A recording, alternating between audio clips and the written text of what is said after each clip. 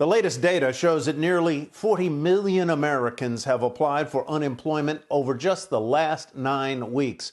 Former Vice President and probable Democratic nominee Joe Biden was on CNBC earlier today talking about the economy in sharp contrast to what President Trump said last night.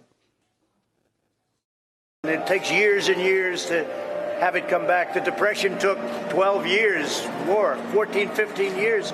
We're going to be back next year, maybe even in the fourth quarter. In a few months, we're going to be back. The vast majority of American people are suffering right now. They don't measure their public health, their physical security, and their economic stability based on the market. Let's reverse the Trump tax cut. Imagine we have that, if we had that $2 trillion now as we go into, God willing, recovery, which is a long way away as I see it right now.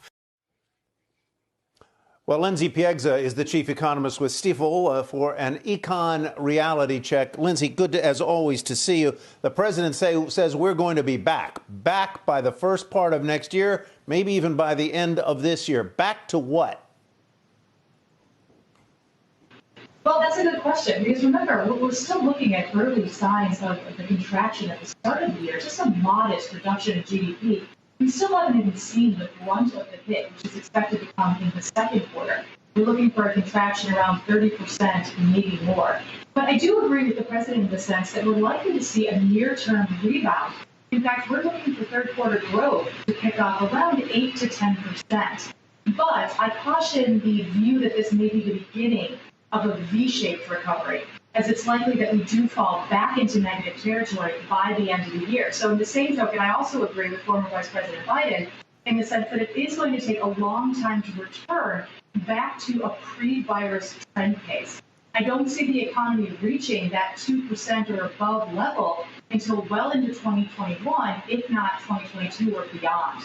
So it's going to take quite some time to see a sustained rebound. But again, as the president pointed out, we could see periods of improvement.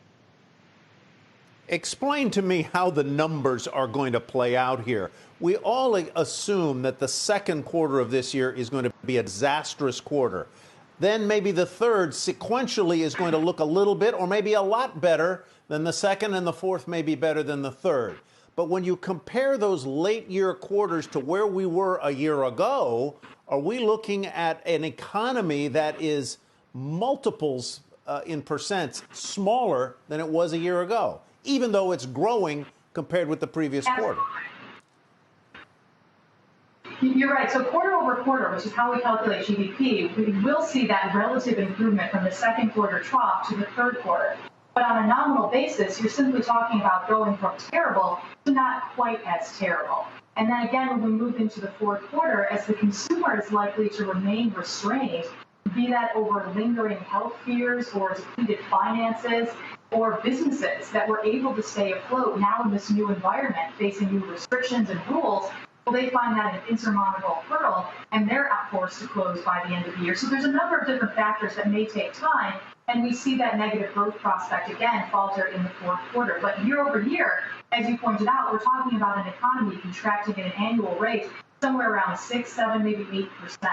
So significantly depleted from where we were coming into the new year.